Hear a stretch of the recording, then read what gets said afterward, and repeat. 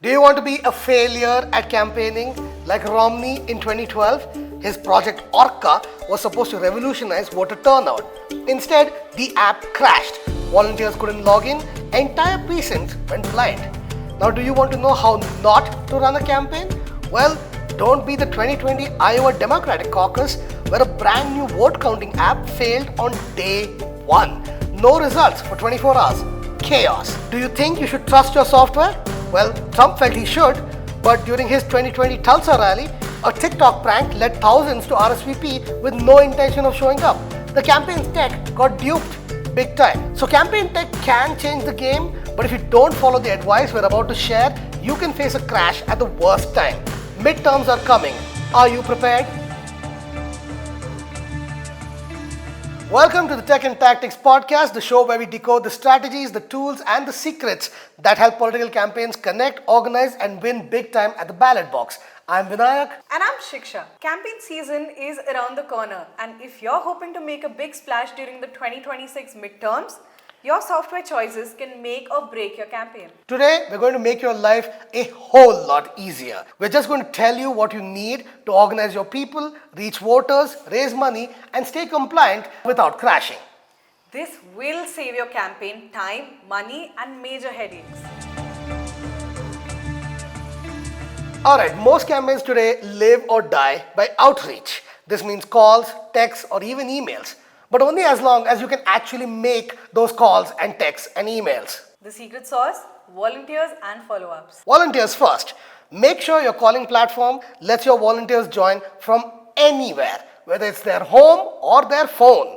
This would make the difference, having apps that allow volunteers more flexibility. Exactly. And make sure your app goes beyond just auto-dialing. Your volunteers should be able to follow custom scripts, capture notes and survey answers, add tags, and see live updates.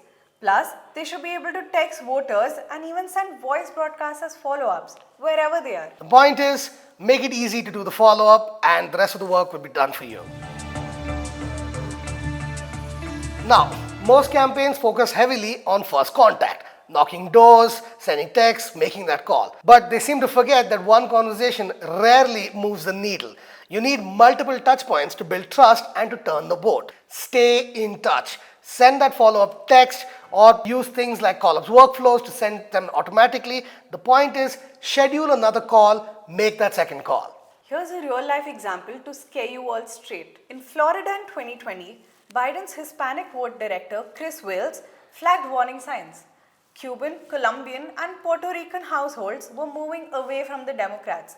Yet, the campaign waited for months before they resumed in-person contact. Meanwhile, Trump's team never hit pause, and Miami-Dade, a liberal stronghold, swung heavily Republican. It was the Washington Post that later confirmed the worst fears we all had, which is that the Biden campaign simply ignored early alerts and never countered targeted misinformation or sent a second text, as simple as that, in southern Florida. So expert takeaway, it's not just initial outreach that counts. It's early structured follow-up that is non-negotiable. Alright, your average United States House campaign has between 14 to 17 paid staff members. Now that number can jump to 50, 60, even 180 for those very rich senatorial campaigns. And we're not even counting unpaid interns and volunteers here. So the point is, campaign can get the people, but do they get the software? Here's where lots of campaigns botch it. They expect the software to just work, but it won't. Let's bring up Project Orca, Mitt Romney's GOTV platform in 2012. Promising a new digital edge, the system crashed on election day. Now what happened? Volunteers got confused, they received invalid pins, most of them lacked training, and many just walked home. Now you can contrast that to Obama's Project Narwhal. P.S. What's with all the whale names? But this was also 2012.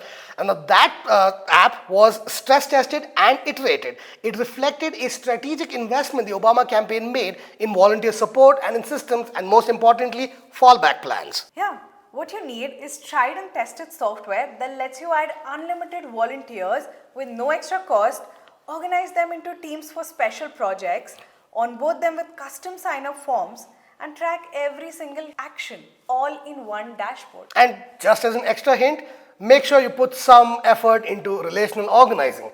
What does that mean? Well, it means when your volunteers call their friends, their family, everybody they know, and tell them to join up for the campaign. Studies have shown that this method is up to 2.5 times more effective than just cold calling. After all, people are more likely to trust someone they know than some dude who called them randomly in the middle of a Monday afternoon. Okay, let's talk texting. It is no longer as simple as just blasting one message every hour till the election day. Carriers have cracked down. Every campaign now needs to register their program and the phone numbers they use for something known as 10DLC. That's just a fancy way of saying campaign approved messaging channel. Right, and if you don't do that, then your texts get blocked, or even worse, they get marked as spam. Now, all that time, money and effort that you put into this whole campaign, down the drain. But here's the cool part. Make sure you get your service provider, your software provider, whoever that may be, to do the 10 DLC registration for your campaign. And make sure you get a spam label shield that replaces numbers flagged as spam automatically. You need this built-in bodyguard to defend your outreach numbers. Absolutely. You need this bodyguard for calls as well. A real-time monitoring solution that prevents your campaign numbers from being labeled as spam, so you can boost your answer rates by up to 10 times, because nobody wants to pick up a call that's labeled as spam. Yeah, so make sure your software provider is doing the heavy lifting for you. Alright, let's download some big picture advice for now. If you take one thing away from today's episode, it's this: start early. The clock is ticking. Register your phone numbers, get your compliance in order, and train your team up now, not 1 week before election day. And if you don't want to juggle multiple tools and want more bang for the buck, get a software platform that centralizes outreach, organizing, analytics, and CRM sync all in one. Right, that's some good advice, but before we go, here's that checklist we were mentioning. 1. Get 10 DLC registered numbers. 2. Protect those numbers from spam using a spam label shield. 3. Build your donor and voter lists and sync them with your volunteer campaign so everybody's on the same plane. 4.